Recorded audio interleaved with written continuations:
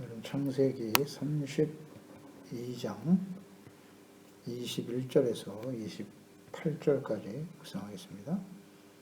32장 21절에서 28절까지 읽겠습니다. 그 예물은 그에 앞서 보내고 그는 무리 가운데서 밤을 지내다가 밤에 일어나 두 아내와 두 여종과 11 아들을 인도하여 야복나루를 건널새 그들을 인도하여 시내를 건너가게 하시며 그의 소유도 건너가게 하고 야곱은 홀로 남았더니 어떤 사람이 날이 새도록 야곱과 씨름하다가 자기가 야곱을 이기지 못함을 보고 그가 야곱의 허벅지 관절을 치매 야곱의 허벅지 관절이 그 사람과 씨름할 때에 어긋났더라. 그가 이르되 날이 새려 하니 나로 가게 하라. 야곱이 이르되 당신이 내게 축복하지 아니하면 가게 하지 아니하겠나이다. 그 사람이 그에게 이르되 내 이름이 무엇이냐? 그가 이르되 야곱이니이다. 그가 이르되 내 이름을 다시는 야곱이라 부를 것이 아니요 이스라엘이라 부를 것이니 이는 내가 하나님과 및 사람들과 겨루어 이겼음이니라. 아멘.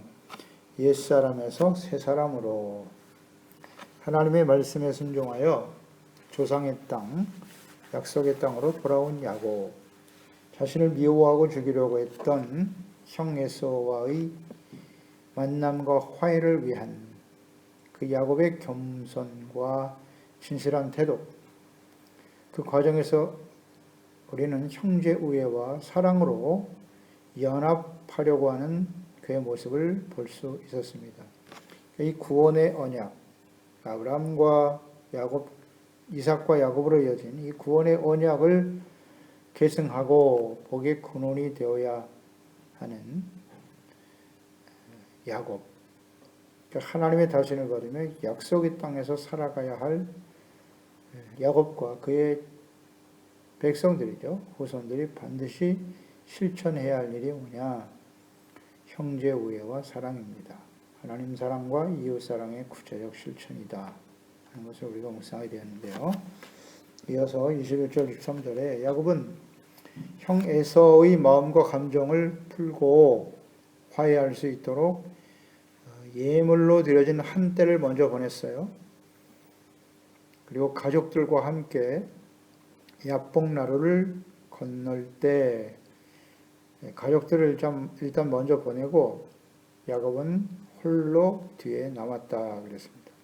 그러니까 에서를 두려워하기도 했지만 그는 최선을 다해서 에서와 화해하고 아버지의 집, 약속의 땅에서 살아가기를 간절히 원했을 것입니다.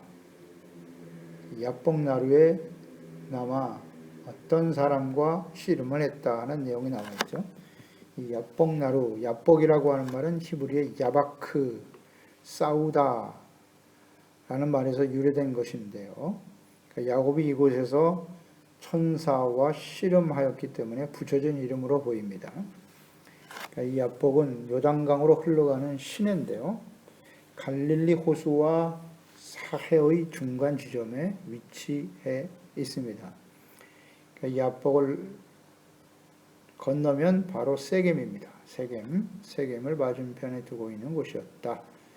24절에 야곱은 홀로 남았더니 어떤 사람이 날이 새도록 야곱과 씨름하다가 그랬어요. 야곱이 야복나루에 홀로 남아 밤새도록 어떤 사람과 씨름했다. 여기서 어떤 사람은 누구일까요? 어떤 사람? 야곱과 씨름을 한 어떤 사람, 호세아 선지자는 이 어떤 사람을 천사라고 증거하고 있습니다. 호세아 12장 3절로 4절에 보면 야곱은 모태에서 그의 형의 발 뒤꿈치를 잡았고 또 힘으로는 하나님과 겨루되 천사와 겨루어 이기고 울며 그에게 간구하였으며 하나님은 베델에서 그를 만나셨고 거기에서 우리에게 말씀하셨나니 기록하고 있죠. 호세아 선지자는 이 어떤 사람, 야곱이 만난 어떤 사람이 천사다 기록하고 있고요. 또 이어서 32장, 창세기 32장 30절에는 그러므로 야곱이 그곳 이름을 브넬이라 하였으니 그가 이르기를 내가 하나님과 대면하여 보았으나 내 생명이 보존되었다 함이더라. 야곱은 하나님과 만났다. 이 어떤 사람은 곧 천사요 혹은 하나님이셨다는 거예요. 하나님과 대면했다. 종합해 보면 이 어떤 사람은 사람의 모습으로 찾아오신 하나님이셨다. 그러니까 육신을 입고 찾아오실 예수 그리스도를 예표하는 것이죠. 사람의 몸으로 찾아오실 그리스도를 예표하는 것이다. 그러니까 영이신 하나님께서는 사람의 눈에 보일 수 없으시기 때문에 종종 사람의 모습으로 자신을 낮추어 자기 백성들과 소통하고 교통하시는 분이십니다. 아브라함에게도 사람의 모습으로 찾아오셨죠. 창세기 18장 1절로 3절에서 여호와께서 마므레의 상수리 나무들이 있는 곳에서 아브라함에게 나타나시니라. 날이 뜨거울 때 그가 장막 문에 앉아 있다가 눈을 들어본즉 사람 셋이 맞은편에 서 있는지라. 그가 그들을 보자 곧 장막문에서 달려나가 영접하여 몸을 땅에 굽혀 이르되 내 주여 내가 주께 은혜를 입었사오면 원하건대 종을 떠나 지나가지 마시옵고 그랬어요. 여호와께서 아브라함에게 나타나시니라 말씀하시면서 세 사람의 모습으로 찾아오셨죠. 그러니까 이 세 사람은 곧 하나님께서 사람의 모습으로 찾아오신 것임을 알 수 있죠. 아브라함에게 찾아오셔서 그 10절 말씀에 보면 창세기 18장 10절이죠. 10절에 그가 이르시되 내년 이맘때 내가 반드시 내게로 돌아오리니 내 아내 사라에게 아들이 있으리라 하시니 사라가 그 장막 문에서 들었더라. 그랬어요. 사람의 모습으로 찾아오신 하나님께서는 아브라함에게 내년 이맘때 99세에 찾아오신 것이죠. 이삭을 낳게 될 거라고. 그리고 아내 사라에게도 듣게 하셨죠. 듣게 하셨습니다. 그리고 더 나가서 소돔과 고모라에 대한 하나님의 심판에 대해서 말씀하셨어요. 그러니까 어떤 사람으로 묘사된 하나님의 사자가 주는 의미는 이처럼 하나님께서는 자기 백성과 교제하기 위해서 스스로를 낮추시는 하나님의 사랑과 겸손을 볼 수 있겠죠. 이러한 모습으로 사람의 모습으로 예수님이 직접 이 땅에 찾아오셨다. 그러니까 이 성경 전체를 우리가 이렇게 묵상해 보면 예수께서 사람의 몸을 가지고 찾아오셨다라고 하는 것은 이상한 일이 아닙니다. 얼마든지 있을 수 있는 일이에요. 그런데 당시의 바리새인들, 대제사장과 서기관들은 사람의 몸을 갖고 오신 예수 그리스도를 전혀 하나님의 아들로 인정하지 않았어요. 하나님으로 인정하지 않았습니다. 이 구약 성경을 잘 묵상해 보면 사람의 모습으로 오실 그리스도가 잘 나타나 있는데 말입니다. 이걸 전혀 인정하지 않는 거예요. 어떻게 사람이 하나님이 될 수 있느냐고. 창세기에 잘 나와 있는데요, 벌써. 이걸 깨닫지 못하는 거. 빌립보서 2장 5절로 8절에 너희 안에 이 마음을 품어라. 곧 그리스도 예수의 마음이니 그는 근본 하나님의 본체셨다. 그러나 하나님과 동등됨을 취할 것으로 여기지 아니하시고 오히려 자기를 비워 종의 형체를 가지사 사람들과 같이 되셨고 사람의 모양으로 나타나사 자기를 낮추시고 죽기까지 복종하셨으니 곧 십자가에 죽으심이라. 이 사도 바울도 바리새인이죠. 예수 그리스도가 하나님의 아들이라는 사실을 전혀 인정할 수 없었던 사람입니다. 그러나 그가 직접 예수 그리스도를 만났고 또 성령으로 거듭난 이후에 예수님은 원래 하나님이셨는데 자신을 낮추어 겸손한 모습으로 사람의 형체를 가지고 이 땅에 오신 하나님의 아들이다 라고 분명히 인정하지 않습니까? 네, 그렇습니다. 하나님과 또 그의 보내신 자 예수 그리스도, 또 성령의 감동하심을 따라서 거듭난 사람은 이와 같은 고백을 할 수밖에 없는 것입니다. 왜 영신 하나님이 사람의 모습으로 찾아오실 수밖에 없었는가? 소통하시기 위해서, 그 백성들에게 자신의 뜻을 나타내기 위해서. 이걸 이해하지 못하는 거죠. 이미 창세기에 나와 있는데, 다시 강조드리지만 창세기는 진리의 기초입니다. 기초. 창세기에 나타나신 하나님은 인류 역사 전체를 주관하시고 인도하시는, 지금도 살아계신 우리의 하나님이시다. 하나님은 변함이 없으세요. 따라서 이 창세기 말씀을 잘 묵상하고 말씀에 나타난 하나님, 어떤 분이신지, 어떤 생각과 뜻을 가지고 일하고 계시는지 잘 깨달아야만 하는 것입니다. 너무나 당연한 고백입니다.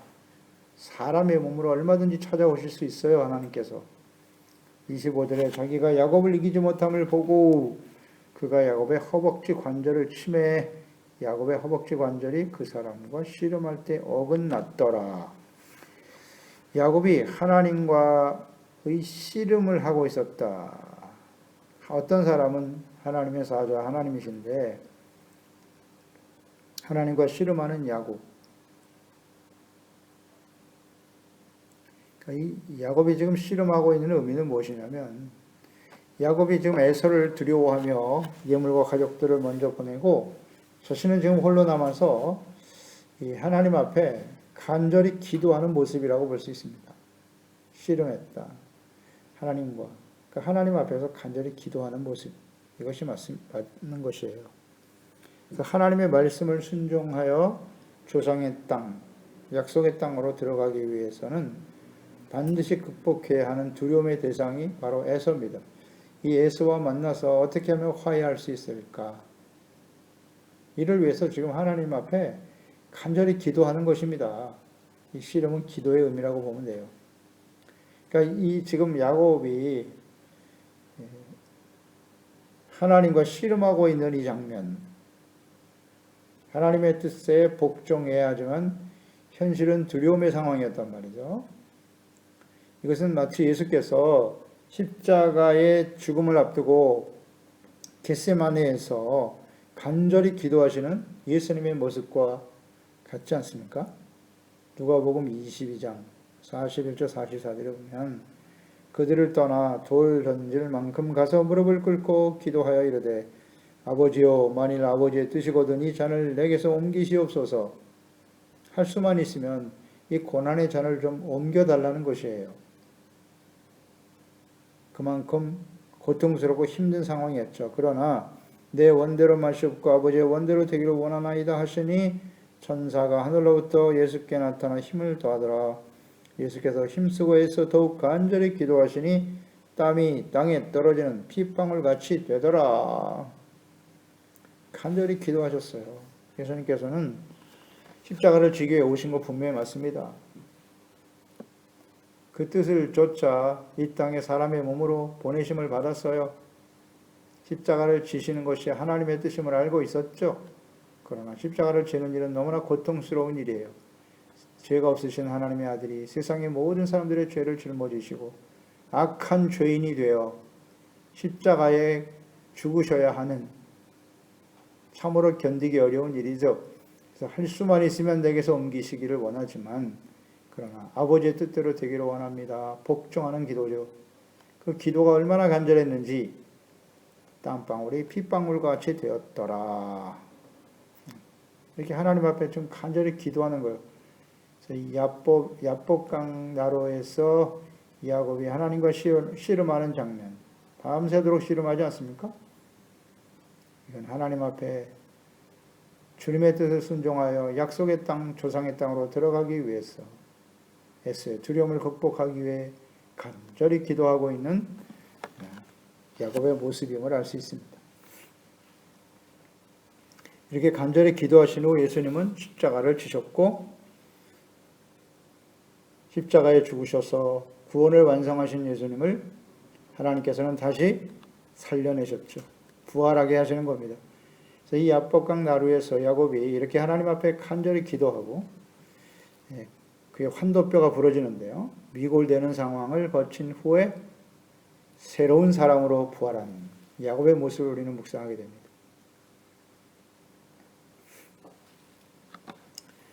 하나님께서 그 씨름하여 도저히 이길 수가 없음을 아시고 환도뼈라고 되어 있죠. 허벅지, 대퇴부 관절인데요. 이 허벅지 뼈를 때리셨다. 부러뜨리셨어요. 그렇게 하신 이유는 무엇인가? 야곱을 이기지 못함을 보고 그랬어요. 야곱이 얼마나 간절히 기도하고 복을 구했는지. 이기지 못했다라는 표현은 야곱의 간절한 기도를 하나님께서 응답하셨다. 그런 의미로 이해하는 것이 맞죠. 하나님께서는 야곱의 기도와 간구를 허벅지 관절을 쳐서 항복하게 하심으로 응답하셨다. 그러니까 이 야곱은 자신의 힘과 능력과 지혜로 살아가려고 했던 그런 사람이었죠. 그러한 야곱의 허벅지 관절을 때려 무력하게 만들어 버리셨어요. 더 이상 자신의 힘으로 설 수 없는 무기력한 존재가 되게 하셨다. 이것은 곧 하나님만을 온전히 믿고 의지하는 겸손한 사람이 되게 하셨다는 의미겠지요. 그래서 이처럼 하나님의 사람들은 하나님 앞에서 깨어지는 과정이 없다면 하나님 앞에서 겸손해지라는 겁니다. 이런 과정이 없다면 사람은 모두 다 교만해질 수밖에 없는 존재들이다. 이것을 우리는 인정해야 합니다. 하나님 앞에서 겸손하라. 대부분 교만해져요. 하나님을 만났고 또 하나님의 은혜를 경험하고 하나님과 함께 살아가는 사람들, 온전히 겸손하기가 쉽지 않아요.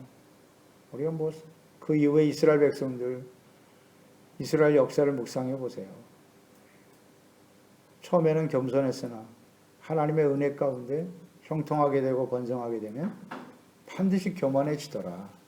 이것이 성경이 우리에게 주는 교훈입니다. 우리도 그들과 다르지 않아요.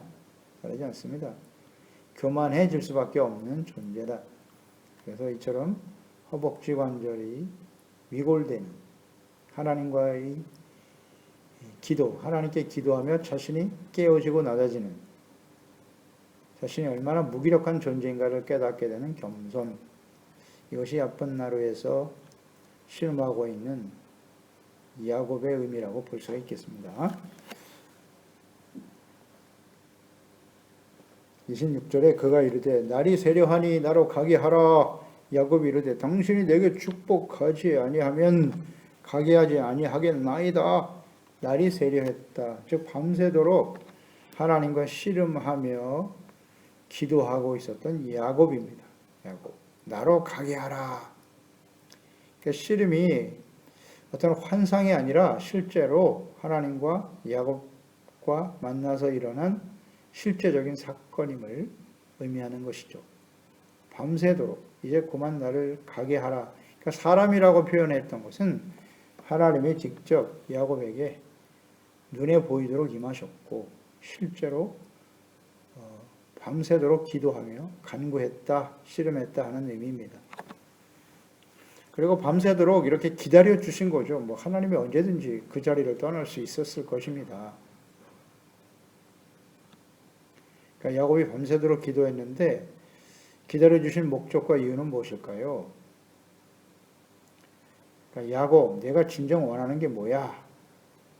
이것을 확인하기 위함이시죠. 밤이 새도록 기도하고 씨름하다가 나중에 질문하는 거예요. 하나님께서 그럼 네가 진정 소원하는 게 뭐니? 라고 보고 계시는데 야곱이 뭐라고 그랬냐면 떠나려고 했을 때 내게 축복하지 아니하면 가게 하지 않겠나이다. 내게 축복하지 않으면 갈 수 없어요. 이렇게 말했어요. 내게 축복하지 아니하면 야곱이 지금 복을 구하고 있습니다. 하나님의 사람 전사에게 하나님 앞에서 복을 구했다. 이제 복이 대단히 중요합니다. 내게 축복하지 않으면 그럼 야곱이 원했던 축복은 무엇일까요? 야곱이 지금 하나님의 사람, 하나님 앞에서 내게 축복하지 않으면 가실 수 없습니다. 밤새도록 기도한 제목이라는 건데, 이 복은 무엇입니까? 우리는 간혹 이런 시련과 두려움과 위기를 만날 때, 환난을 만날 때 하나님 앞에 나와서 밤새 철야하며 기도하기도 하고 금식하면서 작정을 하면서 기도하기도 하죠. 그 기도할 때 우리가 무엇을 위해서 기도하는 것이냐? 문제 해결을 해주세요. 우리에게 당면한 여러 가지 시련과 어려움들을 해결해 주세요. 뭐 이렇게 기도를 할 텐데요. 야곱도 내게 축복하지 아니하면 그랬거든요. 복을 구했다는 거예요. 복을 구했다. 그럼 이 복의 의미는 뭐냐? 어떤 게 복이냐? 자, 아브라함에게 하나님께서 주신 복이 있습니다. 복의 근원이 되게 하게 하시겠다고 그랬는데 이름이 창대하게 될 것이고 너의 후손이 번성하게 된다. 큰 나라와 민족을 이룰 것이다. 그러니까 아브라함이 받은 복의 의미는 뭐다? 의라고 했죠. 의. 믿음으로 의롭다함을 얻게 하셨다. 아브라함은 온전하지 못했습니다. 하지만 그의 믿음의 행동을 보시고 의롭다고 인정하시고 이제야 내가 나를 경외하는 줄을 알았도다. 하나님을 경외하고 의롭다함을 얻어 하나님과 함께 하나님의 다스림과 인도하심을 따라 살아가는 삶. 이게 바로 복의 핵심이죠. 이것이 이삭에게 주어졌고 이삭을 통해서 지금 야곱에게 계승되고 있는 것입니다. 의롭다함을 얻는 복. 이것을 지금 야곱은 구하고 있는 거예요. 의를 구하고 있다는 거예요. 지금까지 아버지를 속이고 에서에게서 장자의 복을 빼앗았던 죄로 인해서 지금 에서를 두려워하고 있는 것입니다. 이 두려움의 실체는 사실 근본은 죄인 것입니다. 자신이 부당한 방법으로 우리가 충분히 묵상됐지만 야곱과 리브가가 하나님의 뜻을 알았다면 좀 더 인내하면서 하나님의 뜻을 구했어야 하는데 인위적인 방법으로 아버지를 속이는 너무 조급했죠. 이로 인해서 에서의 마음을 분노하게 만들고 형제간에 서로를 죽이려고 하는 에서가 야곱을 죽이려고 하는 심각한 상황이 벌어졌던 것이죠. 이런 죄로 인해서 지금 두려워하고 있는 거예요. 온전한 정당한 방법이 아니었기 때문에. 그러므로 자신의 죄를 용서해 주시고 의롭다함을 얻어 당당히 에서를 만날 수 있게 해 주시옵소서라는 기도가 아닙니까? 의를 구하는 겁니다. 그 복의 핵심은 의예요. 지금 에서에게 분명 야곱이 잘못했어요. 그것 때문에 두려워하는 거예요. 그러면 그 의롭다함을 얻게 되었을 때 그 관계가 회복되겠죠. 이게 진정한 복이에요. 그래서 어떤 면에서 보면 의를 추구했다. 그러니까 야곱이 구한 복은 영적인 복인 거예요. 이 복은 다윗도 깨달은 복이에요. 시편 1편 1절로 2절에 복 있는 사람이 누구냐? 악인의 꾀를 따르지 않는 것이고 죄인의 길에 서지 않는 것이고 오만한 자의 자리에 앉지 아니하는 것이다. 그러기위해서 여호와의 율법을 즐거워하며 그의 율법을 주야로 묵상하는 사람, 이 사람이 복이라고, 이게 복이라고 고백하고 있잖아요. 다윗의 성공 비결이 여기에 있죠. 복이 무엇인가를 알았어요. 예수님께서도 산상수훈 마태복음 5장 3절 이하 8복에서 말씀하죠. 심령이 가난한 자는 천국이죠. 이것이다. 가난한 겸손이죠. 겸손한 자에게 천국을 얻게 하신다. 지금 가나안 땅에 약속의 땅에 들어간다고 하는 것은 천국에 들어가는 의미인데요. 심령이 가난하고 애통하여 자기의 죄를 자백할 줄 알고 온유하고 의에 줄이고 목마른 자, 이렇게 복이라고요. 그러니까 지금 야곱은 이런 복을 구하고 있었다는 거예요. 이 복을 구했다. 이걸 잘 이해해야 합니다. 그래서 우리도 하나님 앞에 간절히 기도할 때 우리가 구하는 복, 어떤 복을 구하고 있느냐? 현세에 필요한 잠시 있다 썩어져 버릴 세상의 것들을 복이라고 생각하며 구하고 있지 않나요? 하나님 앞에 복을 구해야 돼요. 이런 신령한 복을 구할 줄 알아야 된다는 거예요. 의롭다함을 얻어 하나님과의 관계가 회복될 뿐만 아니라 우리 이웃들과의 관계 속에서도 주님의 사랑, 서로 사랑하라고 하신 주님의 말씀을 실천하며 회복될 수 있도록 도와주세요. 자녀들을 위해서도 마찬가지예요. 세상에서 잘 되는 게 복이 아니잖아요. 어떻게 믿음으로 이롭다므로도 하나님의 자녀와 백성답게 하나님의 이 놀라운 구원의 은혜와 복을 계승하며 살아갈 것인가를 위해서 기도해야죠. 27절 28절에 그 사람이 그에게 이르되 내 이름이 무엇이냐? 그가 이르되 야곱이니이다. 지금 야곱이 복을 구하고 있는데 하나님께서는 이름을 묻고 계세요.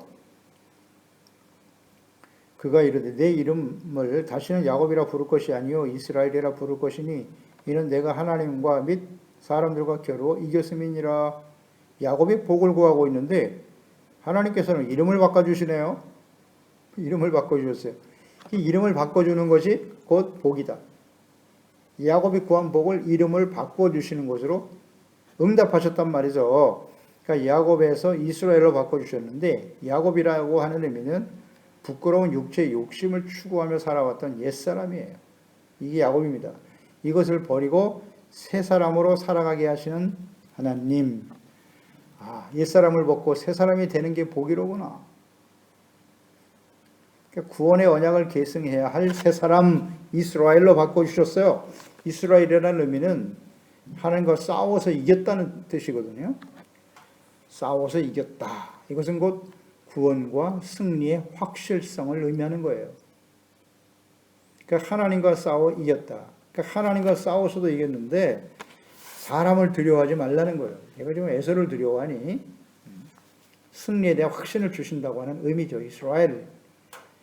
그러니까 옛사람을 버리고 새 사람으로 옷 입게 되면 새 사람은 의의 사람이잖아요. 의의 사람.